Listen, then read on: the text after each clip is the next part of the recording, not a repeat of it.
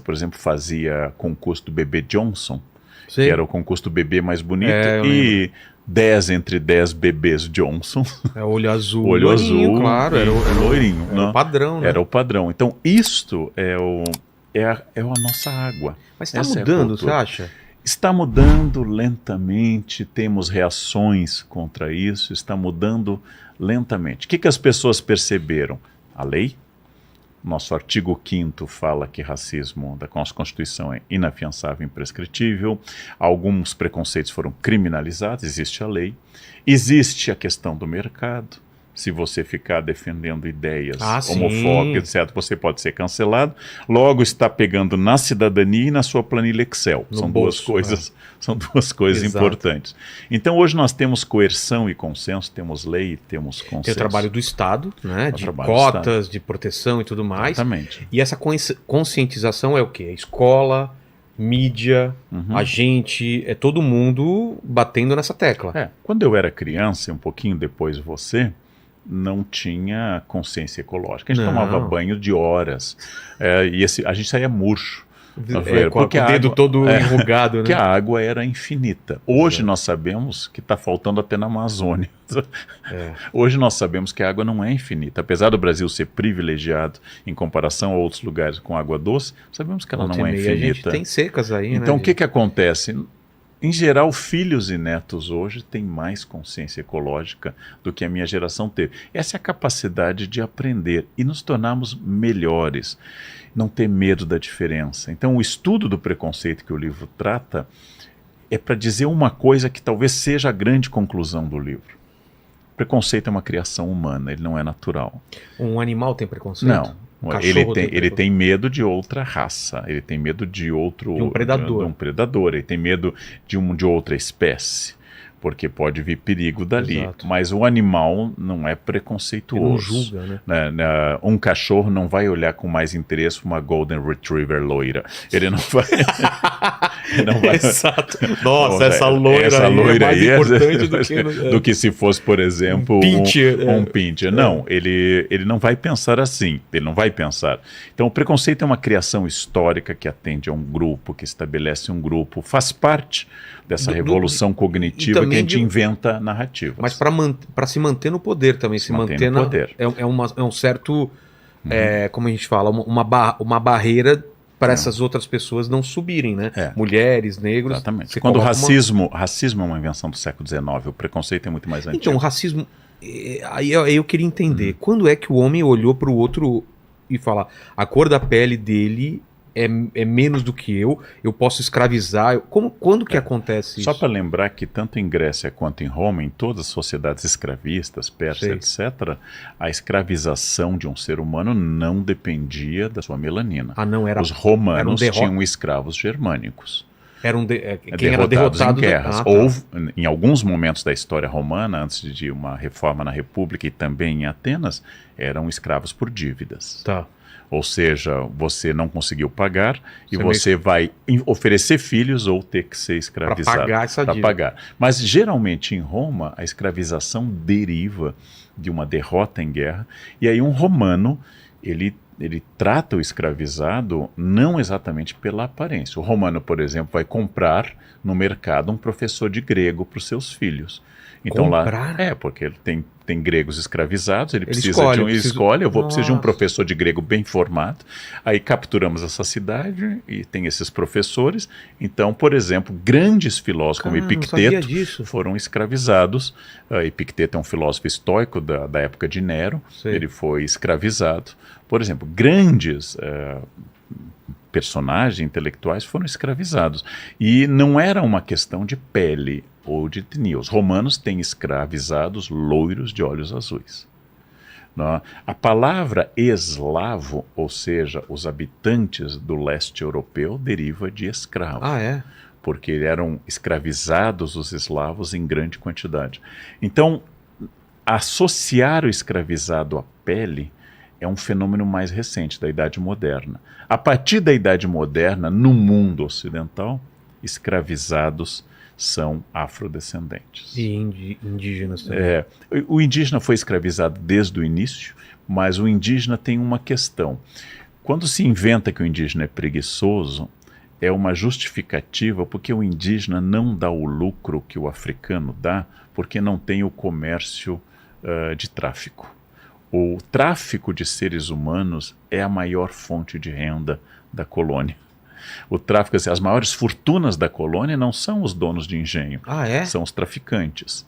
Quando você olha aqueles casarões do Pelourinho, na Bahia, restaurados, ali moravam traficantes. Os caras, o que é a droga hoje, os traficantes de droga... O traficante é o grande milionário do período colonial, e claro que há ricos das minas, há ricos também de grandes fazendas, mas o traficante de escravos é inclusive o emprestador de dinheiro, é o capital financeiro do período colonial. Até 1850, até o fim forçado do tráfico, eles são uma grande fonte de renda. Então, os indígenas não constituem essa rede internacional. Os indígenas são próprios de áreas pobres, como Maranhão e São Paulo, que não podendo comprar escravizados africanos, áreas pobres, São Paulo e Maranhão, vão ter muita escravização indígena. Mas por que a opção da África, por exemplo, como polo de... Bom, aí é uma questão que o Laurentino Gomes explica melhor do que eu possa explicar nos seus sempre recomendáveis volumes de divulgação dessa ideia. A partir do momento que o Estado europeu precisa de braços no Novo Mundo, ele está conquistando portos na África de exportação de seres humanos. A escravização existe na África há bastante tempo. Ela é uma instituição, inclusive, só que, graças à presença europeia, ela se torna uma máquina produtora. Mas antes dos europeus eram derrotados Tem várias origens. Por exemplo, tribo derrotava outra e escravizava, exatamente. Tem, ou simplesmente de caçadores que iam ao interior e pegavam outros grupos. Ou em sociedades islâmicas, onde a escravidão sobrevive até o século XX. É? Nós temos escravizados no mundo islâmico até o século XX. Ele continuou, porque era uma instituição cultural prevista e faz parte desse sistema. Agora, a partir da Europa, o que acontece é que esse sistema se torna um sistema definidor de todo o continente. Entendi. É como se agora eu pudesse dizer assim, sempre houve consumidores de drogas no Brasil, mas de repente chega a figura do traficante, e este vai reorganizar a economia, a força política, em torno do comércio atlântico de escravizados. E todo mundo ganhou, né? Todo mundo ganhou. Alguns países que foram grandes traficantes, como Inglaterra e Holanda, por vários motivos que daria outro programa, foram abandonando isto. Aliás, assista um programa que a gente fez sobre escravização aqui no Brasil, que a gente fala muito sobre isso. E esses países foram abandonando a Holanda e a Inglaterra. E outros, como Portugal é um grande escravizador de comunidades. E os navios com brasileiros ou portugueses, eles iam e voltavam. O comércio triangular, que a gente chama, por exemplo, anglo-saxão. Saíam de Portugal, iam para a África e vinham para o Brasil. Hoje nós sabemos que o comércio horizontal é muito frequente na colônia. Esse é um debate muito grande. Ou seja, as relações entre Luanda e Salvador, entre Angola e a Bahia, são muito fortes. Ou seja, aqui se cria um sistema que não passa mais diretamente por Lisboa. Já é direto? Quando os holandeses conquistam o Nordeste, primeira tentativa, tomam Salvador e depois são expulsos de lá, quando voltam em 1630, os holandeses têm uma visão muito prática do mundo. Conquistam grande parte do Nordeste, do norte da Bahia, até quase o que hoje é Maranhão e Ceará, os holandeses conquistaram. Toda a região açucareira de Pernambuco. Eles perceberam uma coisa, isso aqui não vale nada se nós não conquistarmos Angola. Sério? E aí os holandeses mandam uma frota para Angola. Para dominar o tráfico. Dominar o tráfico, porque não existe Brasil, como diz o padre Antonil num documento do século XVIII, o escravo, ele usava a expressão que hoje nós não usamos mais, o escravo constitui nas mãos e nos pés do senhor de engenho. Então, a partir desse momento... Se não houvesse escravidão não existia a exploração do Brasil de Não qualquer tem como, tipo não de... tem como fazer com a cana-de-açúcar, que é uma gramínea exótica, né? Não é do Brasil. Não tem como você fazer em larga escala essa monocultura e o engenho se não houver mão de obra em larga escala. Né? E isto é um dado de construção do país. Olha que absurdo. Então, tinha toda uma escala que ganhava nisso que não tinha o menor interesse em terminar esse tráfico. Não, e aí precisa... Como você domina alguém? Eu posso dominar diretamente pela força. Eu sou mais forte, eu domino. Com armas. Mas essa dominação, há muito tempo, a gente sabe que ela é problemática. Então, para eu te dominar, a grande questão é eu te convencer que você é inferior. Exato. Que sua aparência física é feia. Que você é estúpido. Que que a sua religião é inferior. É do mal, né? E que a minha cultura é superior. E que a minha civilização é superior. Eu preciso convencer negros, eu preciso convencer mulheres, eu preciso convencer gays de que eles são menos do que aquela cultura. No caso do Holocausto, judeus... Exatamente. São... Então, antes de Auschwitz, eu tenho que fazer literatura antissemita. Antes de abrir os portões do campo de concentração, eu tenho que fazer piada. Eu tenho que falar... representado como ratos, né? Exatamente. Como fez um filme de divulgação do ministro do nazismo Goebbels, que fez essa associação. Antes de você inaugurar o horror da Shoah, do Holocausto, você precisa produzir discursos, precisa produzir práticas simbólicas para controlar. Porque não é natural um humano dominar outro e tá tudo bem. Ele tem que ser convencido. Eu vou dizer uma coisa que vai perturbar alguns colegas professores. Eu só posso tomar a prova de um aluno que está colando porque a maior parte da sala não está colando. E eles têm que aceitar aquele sistema de que eu seja a autoridade que vai tomar a prova. Se todos colarem ao mesmo tempo, em toda a escola, em todas as provas, o sistema explode. Exato. Se todos os escravizados tivessem consciência de que eles são a força de trabalho e são a maioria em alguns lugares... Sem eles não existe... Não existia. Se todas as mulheres que são a maioria no Brasil votassem apenas em candidatas mulheres ou pressionassem por uma pauta simpática às mulheres, por exemplo, em temas que os homens são indiferentes, como pobreza menstrual, a incapacidade de comprar absorventes. É um tema que o homem nunca vai se preocupar. Claro. Mas se todas as mulheres pressionassem, é diferente. Mas eu tenho que convencer... Imagina se o homem mensurasse, ia ter absorvente em cada esquina. Ia ser um ponto de masculinidade, né? Eu perco meio litro, eu perco 1,5 litro sem tirar de dentro. Nossa, eu perco 1,5 litro de sangue e tô bem aqui, olha aqui. É verdade. Quer dizer, se os homens tivessem cólica menstrual, a analgesia da cólica estaria muito mais avançada. Né?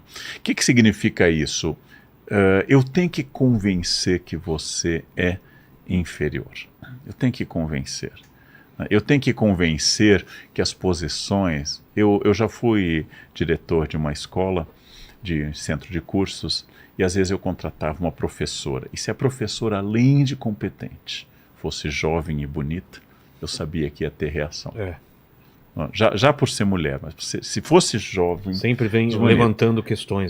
E como ela chegou até lá. Colocava uma mulher jovem, bonita e muito competente para dar uma aula, eu sabia que na avaliação ia aparecer. E eu assistia às aulas. Eu sabia dizer que fulana ou fulano são muito bons ou muito ruins. Né? A nossa sociedade é muito simpática com o masculino. Então, um homem de barriguinha é charmoso, um homem careca é masculino. Imagina uma mulher de barriga e careca.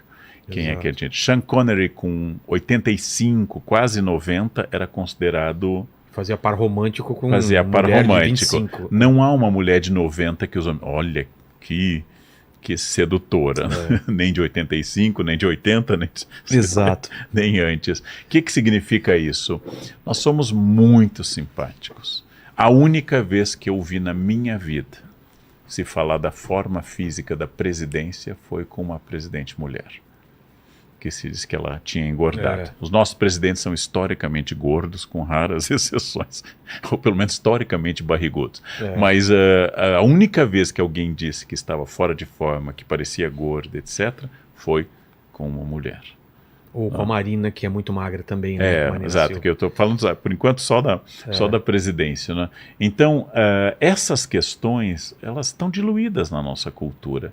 Então, não é que eu acho que seja totalmente inadmissível entender. A minha função não é justificar.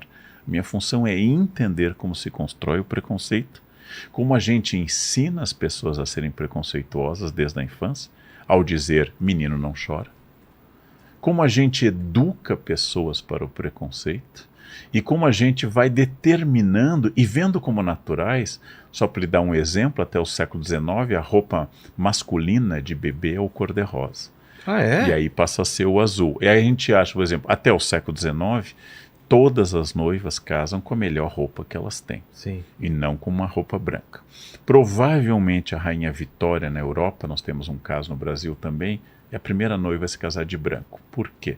Quando ela se casa com o príncipe Albert, ela é muito baixa e tem um problema de segurança. Então ela tem que usar uma roupa que ninguém esteja usando, Para ser que é vista pela segurança, que é o branco. É por isso? E graças a isso, Vitória se casou.